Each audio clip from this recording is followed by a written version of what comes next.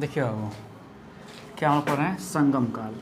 नहीं देखिए बाबू, इसमें थोड़ा सा नाम टेंटेड आप लोगों को मिलेगा, ठीक है ना बात, इसलिए घबराइएगा मत आप लोग कि इसका देखो नाम ही है संगम। संगम का अर्थ क्या होता है? मिलन। बात है ना, संगम का अर्थ क्या होता है? मिलन होता है।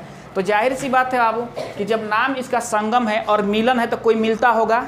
तो यहाँ मिलता कौन था? विद्वान लोग मिलते थे ना। कौन मिलते थे? विद्वान लोग। और क्या लेकर मिलते थे? अपनी अपनी पुस्तक, अपनी अपनी रचना, ठीक ना। या उस समय की जो संस्कृति थी, उस संस्कृति के बारे में वहाँ क्या होती थी? बात होती थी। समझ गए ना बात।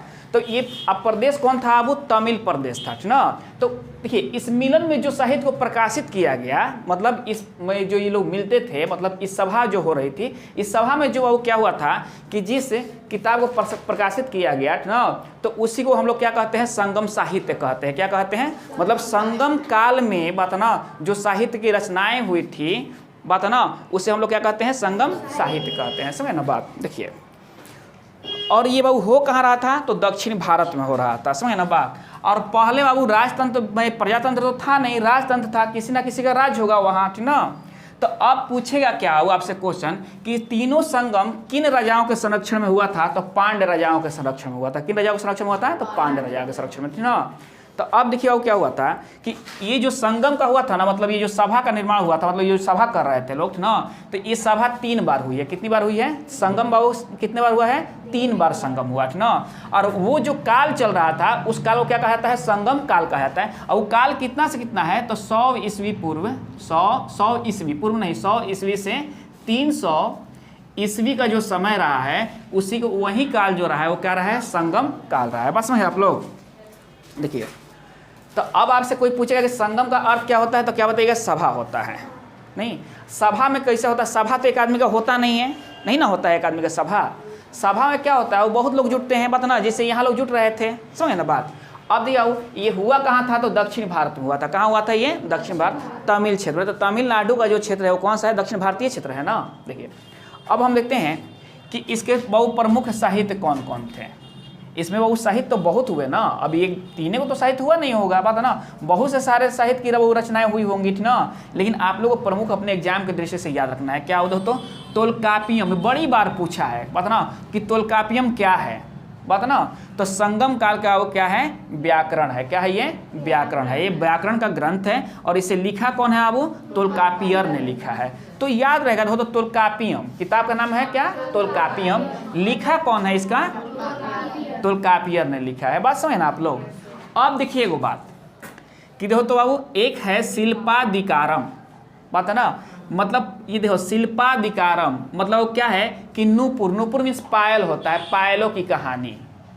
शिल्पादिकारम मतलब, शिल्पादिकारम मतलब होता क्या है? ये तो वो तमिल भाषा है। भाषाएं देखिए, ये जो भाषाएं थी क्या थी? तमिल भाषा थी। तो भाई वो जब भाषा हमसे अलग है तो उसमें नाम भी अलग होंगे, नहीं। तो शिल्पादिकारम, ऐसे भी पाद मीन्स क्या होता है? पैर होता है, नहीं। और शिल्पादिकारम देख रहे हो ना बात, मतलब नूपुर, पायल। पायल कहाँ पहनते हो? तो पैर में पहनते हो, ठीक ना। मतलब नूपुरों की कहानी है। किसकी कहानी है ये? नूपुरों की कहानी है। और ये बाबू दो तो पूछे क्या कि एक इस पर किसका प्रभाव है? तो जैन प्रभाव है, क्योंकि वो जो इसको लिखने वाले कवि थे वो जैन थे। कौन थे वो?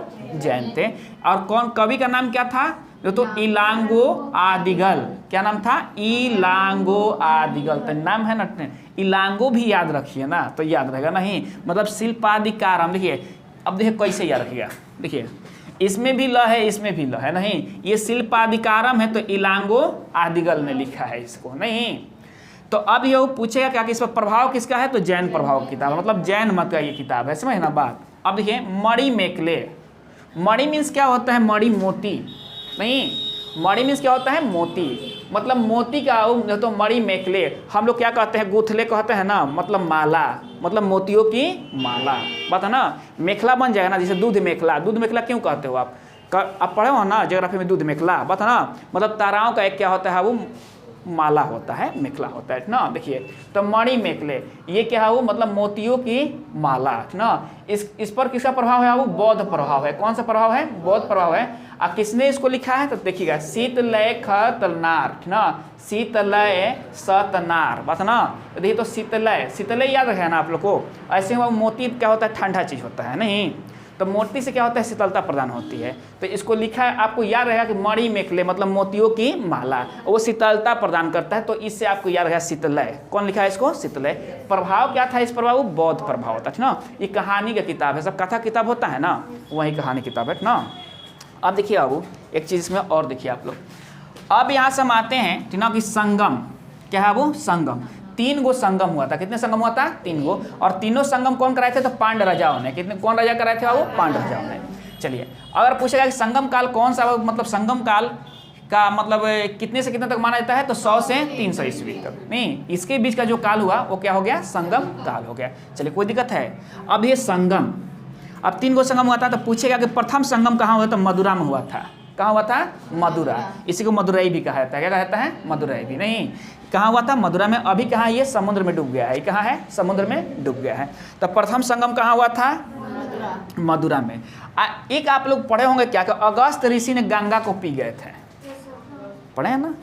तो अगस्त तो याद रहेगा, ये तो कोई बाबू मतलब नाम ऐसा नहीं है ना। तो अब प्रथम संगम हुआ था, उसका अध्यक्ष कौन थे, अगस्त थे। सदस्य कितने थे बाबू, 549 सदस्य थे। भाई हम देख रहे हैं संगम मीन्स क्या होता है, सभा होता है। मतलब संगम मीन्स मिलन होता है, तो लोग मिलते होंगे तो सभा ही होती होगी। नहीं, तो सभा क्या थी, वो विद्वानों की सभा थी, पता ना। शुरुआती में ये जो संगम था ना बाबू, केवल वहाँ दक्षिण भारत के लोग ही मिलते थे। बाद में इसे बाबू उत्तर भारतीयों के लिए भी खोल दिया गया, समझे ना। बाद में इसे क्या किया गया कि उत्तर भारतीयों के लिए खोल दिया गया। और उसमें क्या होने लगा कि अब बाबू चारों तरफ के संस्कृति से बाबू सब लोग बाबू एक दूसरे की संस्कृति से परिचय होना शुरू हो गया कि आपकी संस्कृति क्या है। जैसे आप लोग देखते हो संस्कृति क्या है, आप देखते हो बाबू क्या होता है कि आप जाते हो तो कहते हो क्या कि हमारे गाँव ये ऐसे नहीं किया जाता है, इस तरह से किया जाता है। नहीं, प्रचलन, समझ ना बात, ये सब संस्कृति है ना है। नहीं, राजस्थान का ड्रेस देते हो तो कहते हो कि राजस्थानी ड्रेस है। भाई पहचान जाते हो कि नहीं, हम लोग का ड्रेस बाबू अलग होता है, राजस्थान की ड्रेस क्या होता है, अलग होता है। वो वहाँ की प्रचलन है। तो बाबू जब वहाँ के लोग आएंगे तब ही ना जानोगे कि भाई वहाँ की प्रचलन क्या है। तो वैसे ही पहले बाबू क्या था कि दक्षिण भारतीय विद्वान ही मिलते थे।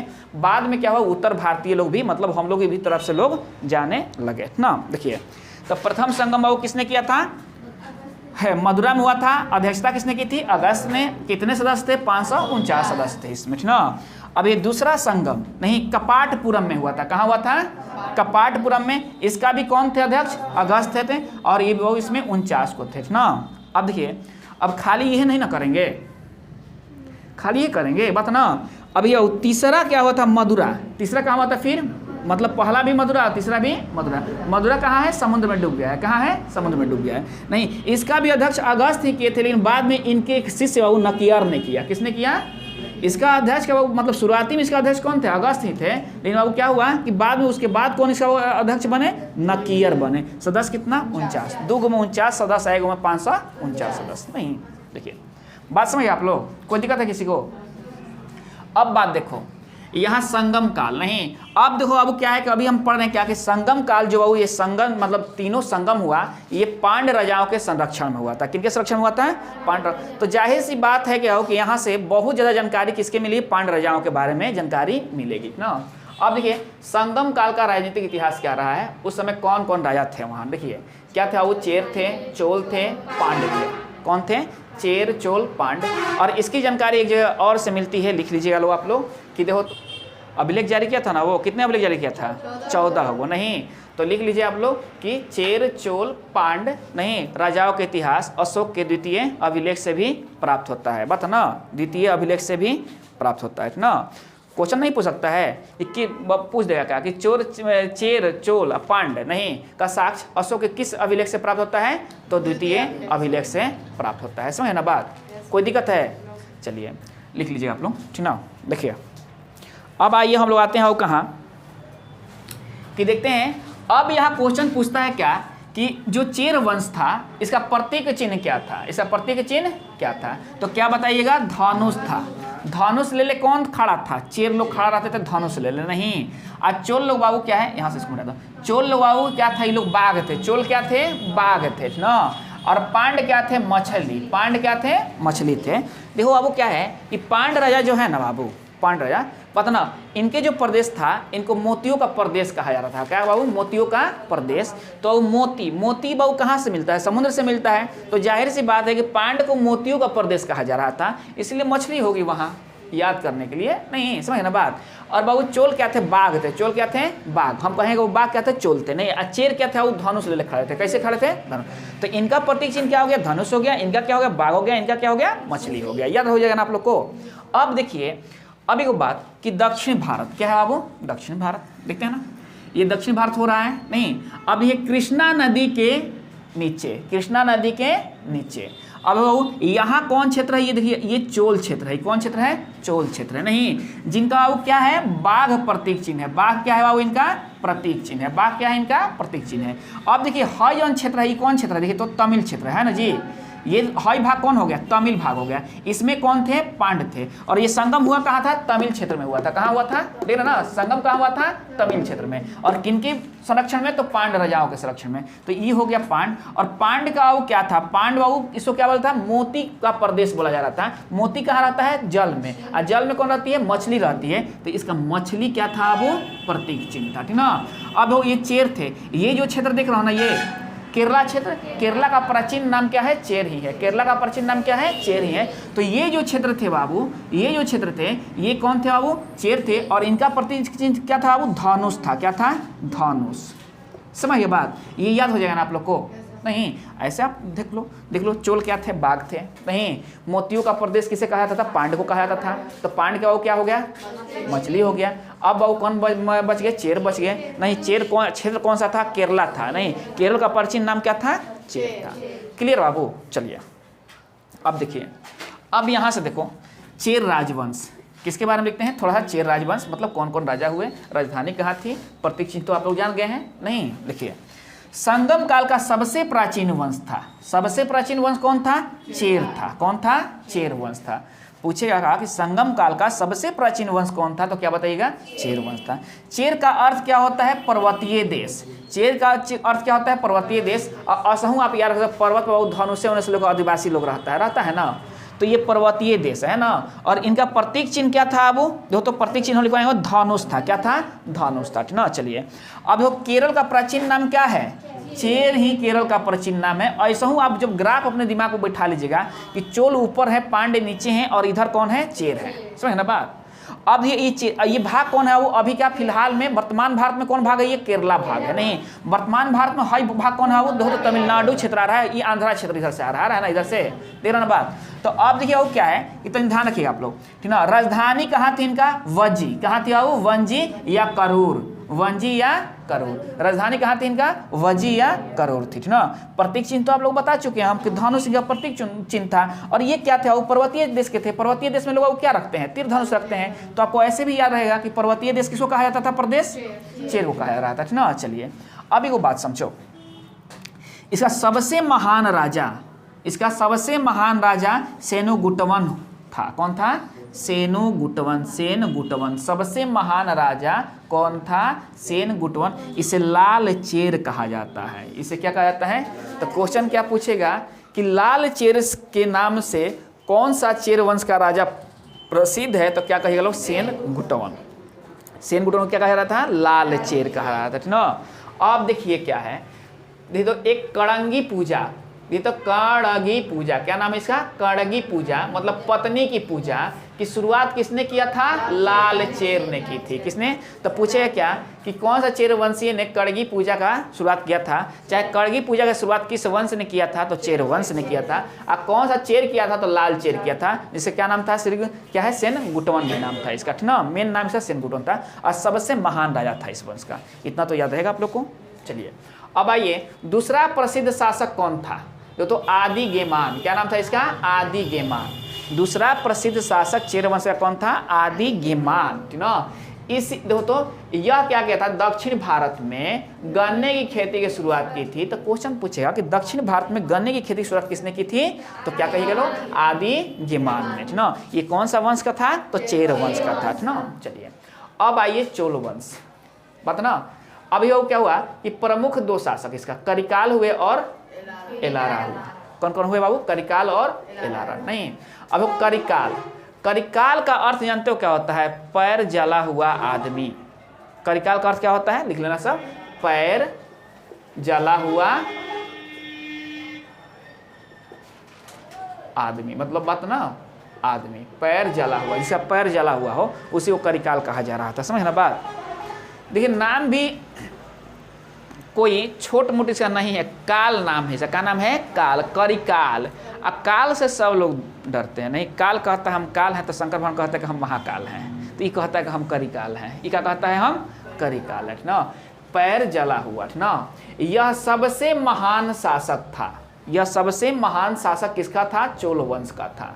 कावेरी नदी के किनार पर, बहुत इंपॉर्टेंट चीज, कावेरी नदी के किनारे 160 किलोमीटर बांध का निर्माण करवाया था। किसने करवाया था? करिकाल ने। पूछे क्वेश्चन कि कावेरी नदी के तट पर बना बांध का निर्माण किसने करवाया था? तो करिकाल ने करवाया था। किसने कराया था? करिकाल ने। और किस वंश का था? तो चोल वंश का था ना। सबसे महान शासक था ना। देखिए अब देखिए प्रसिद्ध पुहार बंदरगाह, प्रसिद्ध पुहार बंदरगाह कावेरीपत्तनम, नहीं, प्रसिद्ध पुहार बंदरगाह कावेरीपत्तनम में है, का निर्माण किसने करवाया था? करिकाल ने करवाया था। बात ना, कौन सा बंदरगाह? पुहार बंदरगाह का निर्माण किसने कराया था? तो करिकाल ने। किस वंश का था? तो चोल वंश का। सबसे महान शासक था ये ना। अब एक दूसरा बाबू शासक है एलारा, नहीं, ये काहे लिए प्रसिद्ध है? ये श्रीलंका पर अटैक किया था। कहाँ किया था? और वहाँ हरा कर अपना राज्य को स्थापित किया था और 50 वर्ष तक वहाँ शासन किया था। देख रहे हो, मतलब श्रीलंका पर लड़ाई करने की परंपरा मानने में बहुत पहले ही से है। रामे जी शुरू कर दिए थे, नहीं शुरू कर दिए थे। उसके बाद आप आइएगा लोग, फिर यहाँ मतलब मध्यकालीन भारत में भी आइएगा लोग तो आपको पढ़ने को मिलेगा। ये प्राचीन भारत में पढ़ रहे हैं आप लोग ना, वहाँ भी मिलेगा आप लोग पढ़ने को ना। देखिए एलारा ने अब क्या किया कि श्रीलंका को जीतकर उस पर 50 वर्ष तक शासन किया ना। देखिए अब ये पांड्य साम्राज्य, कौन साम्राज्य आ गया? वो पांड्य साम्राज्य ना। देखिए पांड्य साम्राज्य है। प्रथम जानकारी मेगास्थनीज की पुस्तक इंडिका से मिलती है और मेगास्थनीज ने इसे वो कहा था मोतियों का देश। क्या कहा था इसे? मोतियों का देश ना। उसी मिलता है प्रथम जानकारी मेगास्थनीज की पुस्तक। मेगास्थनीज समझ रहे हैं ना आप लोग? समझ रहे ना मेगास्थनीज को? मौर्य, हाँ, मतलब मौर्य साम्राज्य में था। ये किस साम्राज्य में था? मौर्य साम्राज्य में आया था। नहीं देखिए तो मतलब पुस्तक इंडिका से मिलती है। नहीं देखिए तो अगर पूछेगा कि मेगास्थनीज किसके दरबार में था तो क्या बताइएगा आप लोग? चंद्रगुप्त मौर्य के दरबार में था ना। और बाबू ये पटना को क्या कहा है? पोलीब्रोथा कहा है ना। चलिए देखिए अब क्या है बाबू कि मतलब पूछेगा क्या कि पांड्य साम्राज्य की जानकारी कहाँ मिलती है सब सर्वप्रथम, तो क्या बताइएगा लोग कि कहाँ मिलती है? मेगास्थनीज की पुस्तक इंडिका में मिलती है ना। देखिए तीनों संगमों का आयोजन बाबू किसने किया था? तो पांड्य राजाओं ने। हम पहले ही बता दें कि तीनों संगमों का आयोजन बाबू किसने किया था? तो पांड्य राजाओं ने किया था ना। अब ये इसकी राजधानी कहाँ थी? इसकी राजधानी थी मदुरै। इसकी राजधानी कहाँ थी बाबू? मदुरै थी। चिन्ह क्या था इसका? वो मछली चिन्ह था। इसका चिन्ह क्या था? मछली चिन्ह था। और इन लोग का वो चोर का चिन्ह क्या था? बाघ चिन्ह था ना। प्रतीक चिन्ह लिखवाया है का?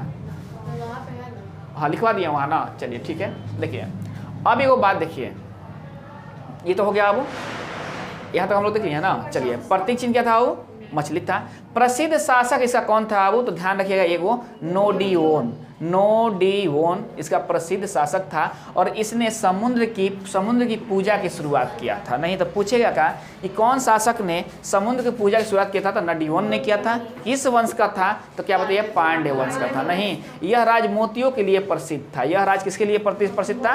मोतियों के लिए। इसीलिए इसे मोतियों का देश भी कहा जा रहा था। समझे ना बात? इतनी तो आप लोगों को जानकारी मतलब याद हो जाएगा। नहीं बहुत ज़्यादा है नहीं, थोड़ा सा नाम टफ है तो क्या है, कुछ नाम टफ नहीं है, नहीं है ना। ये तो बाबू हमको क्या कहेंगे, देखो तो यहाँ तो एकदम ये तो जरूर याद रखना कि तोलकापियम बार बार पूछता है क्या है, तो बाबू तमिल व्याकरण।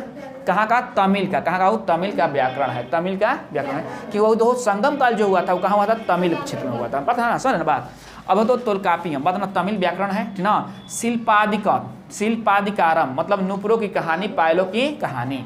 बात ना जैन प्रभाव की है। पूछेगा कि किसका मत है बाबू इस पर? तो जैन प्रभाव का। और इलांगो आदिगल नहीं। और बाबू तो मणि मेखले मतलब मोतियों की माला, मोतियों की माला बौद्ध प्रभाव है। और क्या है? शीतले सतनार है, शीतले सतनार है। तो इतना आप लोग बाबू ध्यान कर लीजिएगा और इससे ज़्यादा आपको बाबू पूछेगा नहीं। फिर आप लोग जाकर कोई किताब पढ़ लीजिए। लूसेंट